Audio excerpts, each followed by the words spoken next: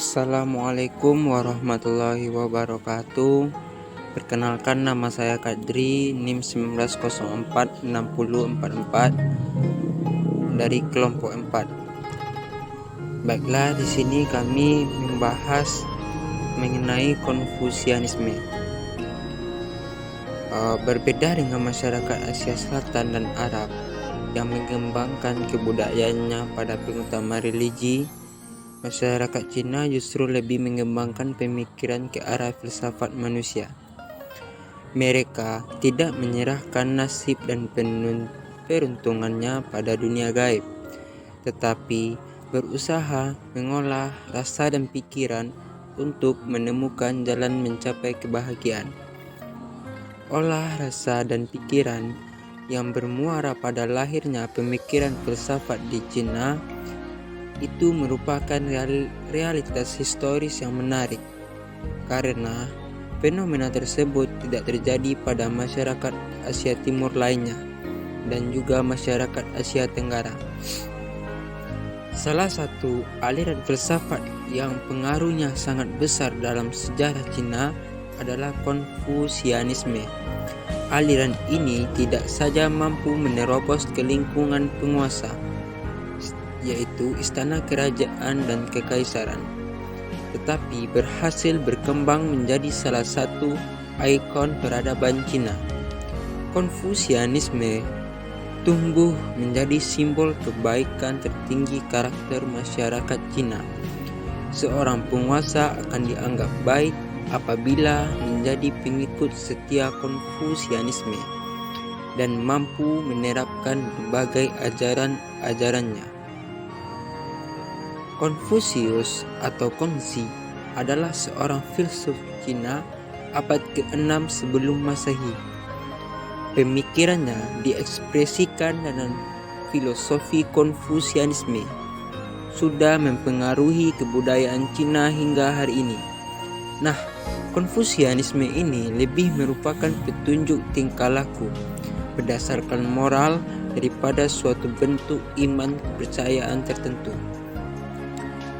Konfusianisme merupakan suatu sistem ajaran-ajaran etika cinta yang penuh kebajikan, cinta akan kebenaran, tata krama dan kepemimpinan yang bijaksana yang disusun untuk memberikan inspirasi dan melestarikan pengelolaan keluarga dan masyarakat secara tepat. Walau demikian, Konfusianisme tetap masih bisa dilihat sebagai agama tanpa Tuhan, karena seiring dengan berlalunya waktu, beberapa pengikut ajaran ini telah mengangkat sang guru pendiri ajaran ini sebagai orang suci dan dengan tekun mengikuti ajaran-ajaran utama dari sistem yang ia ciptakan ini.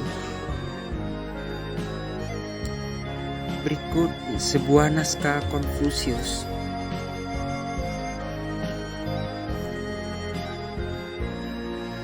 Dan ungkapan peneladanan kita dalam semangat beliau.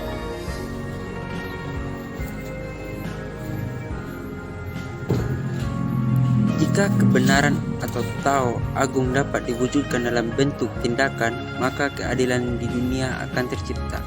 Seseorang yang berbudi, berkebajikan, memiliki rasa tanggung jawab, dapat terpilih menjadi seorang pemimpin, di mana setiap insan dapat dipercaya dan hidup tidak hanya mengasihi sanak saudara dan keluarga sendiri. Setiap orang tua memiliki sandaran dan perlindungan.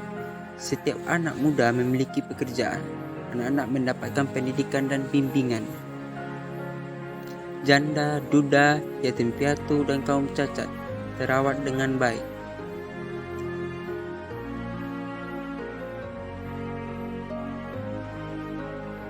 Setiap pria memiliki kehidupan yang sejahtera, dan setiap wanita memiliki keluarga. Menghadapi setiap benda tidak bersikap egois dan lebih mementingkan kepentingan bersama. Tidak menggunakan siasat untuk mencelakai orang lain. Tidak melakukan pencurian, perampokan, dan kekacauan. Sehingga di saat bepergian tidak perlu lagi mengunci pintu. Inilah yang dinamakan kedamaian universal. Pokok ajaran Konfusius adalah untuk menyelamatkan dunia melalui pelajaran moral etika terhadap manusianya. Mereka diarahkan agar berusaha menyempurnakan serta mensucikan hati dan pikirannya menuju keseimbangan yang harmonis, tidak boleh bersih belah. Langit Tian telah memberikan watak asli kepada manusia. Jika seorang mampu menemukan kembali watak aslinya, maka ia dapat disebut Xingren, yaitu figur seorang idaman Konfusius. Orang semacam ini niscaya akan mampu mengatur dunia seisinya. Konfusianisme lebih menitik beratkan pada masalah-masalah duniawi yang dialami dan dihadapi manusia sehari-hari, berkisar pada falsafah hidup manusia. Untuk semua itu harus dikeluarkan tata aturan, hukum, serta perlu mempertahankan adat istiadat nenek moyang. Masyarakat harus mematuhi segala peraturan dan hukum yang ditetapkan pemerintah, serta tetap menjalankan adat kebiasaan sebagaimana mestinya. Di lain pihak, pengusaha harus melaksanakan roda pemerintah sesuai dengan perundangan yang berlaku. Hubungan manusia yang dibahas khusus oleh Konfusius sebagai referensi tata hubungan sosial masyarakat lainnya, antara lain raja atau penguasa dengan rakyatnya, ayah dengan anak, suami dengan istri, kakak dengan adik, dan hubungan di antara teman. Di sini seseorang yang lebih muda umurnya atau status sosialnya harus bersikap hormat dan setia kepada pihak yang lebih tua, baik di lingkungan keluarga, masyarakat, ataupun pada level negara, termasuk hormat dari yang masih hidup kepada leluhurnya yang telah meninggal. Demikian juga sebaliknya, pihak senior atau atasan harus bersikap adil dan bijaksana serta memberikan perhatian terhadap nasib bawahan atau juniornya.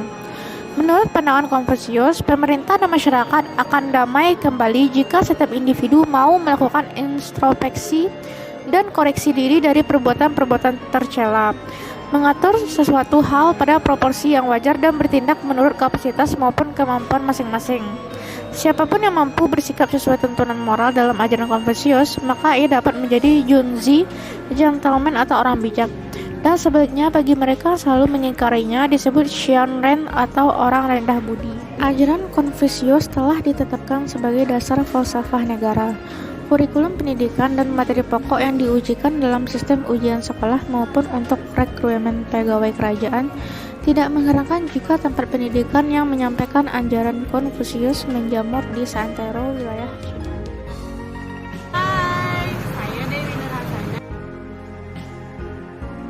Meskipun hanya sekali mengalami penolakan di zaman dinasti Cina, ketika Kaisar Qin Shi Huang dari dinasti Qin pada tahun 221 sampai 207 sebelum Masehi melarang penyebaran pemikiran Konfusius serta membakar buku-bukunya.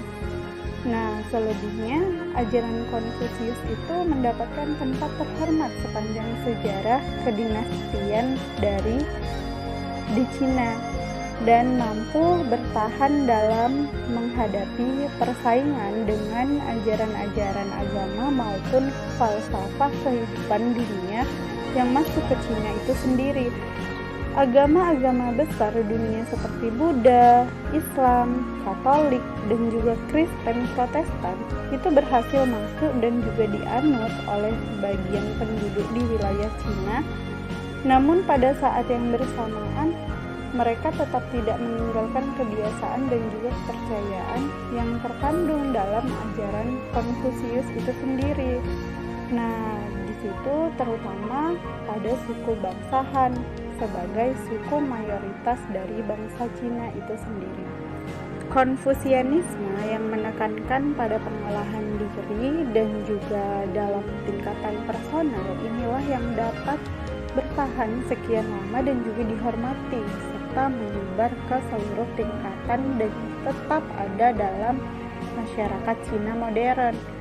Jadi Konfusianisme ini sebenarnya memberikan sumbangan kepada masyarakat modern dalam hal perasaan moral, etika Konfusianisme, kemudian yang menekankan pada pribadi atau diri sendiri sebagai pusat dari segala hubungan, tidak menekankan kepada hak pribadi individu, melainkan pada tanggung jawab individu di dalam masyarakat. Maka tradisi dari Konfusianisme ini sendiri dapat memberikan kontribusi yang sangat berarti bagi persatuan dan juga keharmonisan dunia.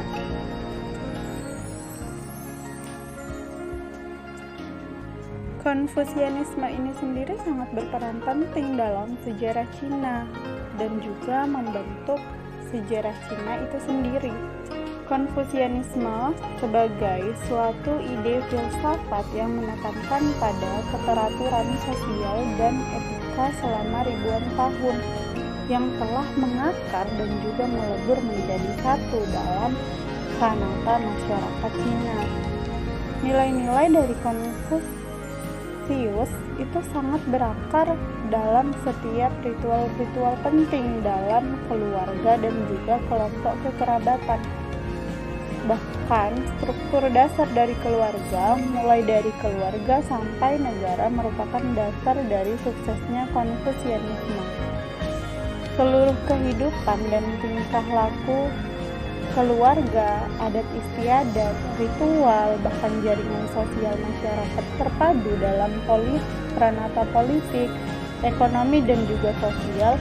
Konfusianisme yang tertata menurut ajaran agung.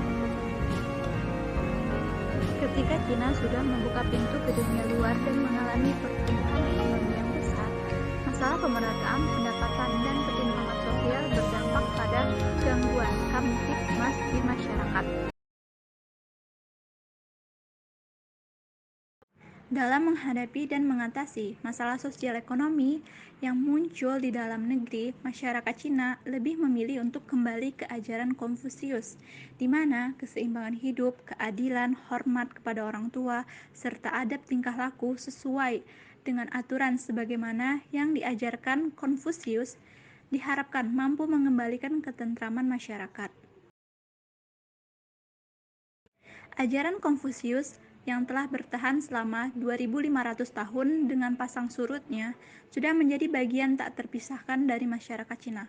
Konfusianisme ini juga sudah menjadi trademark dan identitas bangsa Cina yang telah dikenal di dunia internasional. Bahkan keyakinan Konfusianisme ini sudah menjadi agama yang biasanya kita kenal dengan agama Konghucu, salah satu agama di antara 6 agama yang ada di Indonesia. Sebagai sarana diplomasi keluar, pemerintah Cina membentuk lembaga bernama Confucius Institute yang merupakan lembaga kebudayaan di bawah Kementerian Pendidikan Pemerintahan Cina yang bertujuan untuk mempromosikan bahasa dan kebudayaan Cina ke seluruh dunia. Sejak diluncurkannya pada tahun 2004, Hanban, yaitu kantor pengelolaan Institut Konfusius ini telah membuka tidak kurang dari 480 Confucius Institute di sejumlah negara di benua Amerika, Eropa, Asia, Afrika, dan Australia. Ditargetkan pada tahun 2022 ini, jumlah Confucius Institute di dunia akan tembus menjadi 1.000 buah. Pelajar atau mahasiswa yang berminat untuk belajar bahasa Mandarin ini mencapai angka di sekitar 200 juta. Angka ini menggeser peminat bahasa Inggris. Di Indonesia sendiri, sampai saat ini sudah ada 6 Confucius Institute yang menyebar di berbagai kota. Nah, untuk ibu kota Jakarta sendiri, berpusat di kampus UAI, yaitu Universitas Al-Azhar Indonesia, dengan nama PBM, Pusat Bahasa Mandarin. Ajaran Konfusius sebagai bentuk budaya Cina yang bersumber dari sejarah falsafah dan politik sendiri, yaitu budaya yang mengedepankan kehidupan masyarakat yang harmoni, patuh, serta loyal.